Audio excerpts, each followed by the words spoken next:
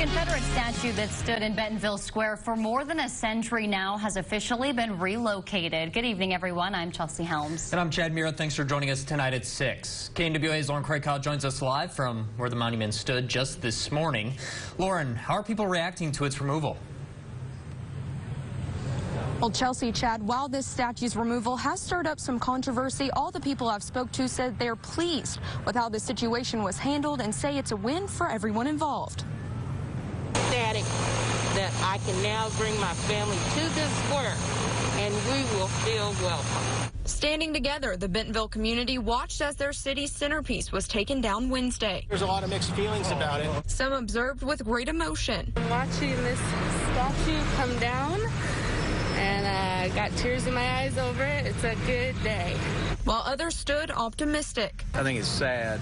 I don't think we can erase history, and I think that's what we're not doing today. Attorney Joey McCutcheon represents the United Daughters of the Confederacy. He says the UDC came to this agreement so that the past could be preserved. We've got to respect history. Whether we agree with history or disagree with history, we need to respect history. We need to learn from history. Ultimately, McCutcheon is pleased with the way this longtime battle came to an end. This thing wasn't removed in the cover of darkness. Benton County Judge Barry Mooring agrees. He says he's proud of how everyone worked towards the solution. That's not happening in other parts of the country, and so I'm very glad that that happened here in Bentonville. It's a new chapter in a private park. Folks who want to see it can see it. Those who don't have to. It's a piece of history that has a different meaning to many different people. I feel that justice has finally happened. No longer the centerpiece of Bentonville City Square. Reporting live in Bentonville, back to you. All right, Lauren, while we do still have you, you mentioned that statue is being relocated. So why don't you tell us where it's going?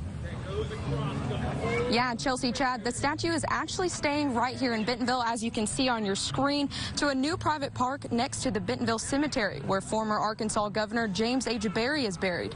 After its relocation, the Benton County Historical Society will own and operate the park where the monument is displayed. Now, attorney Joey McCutcheon, who you heard from, who represents the UDC, says he's excited about the statue's new chapter.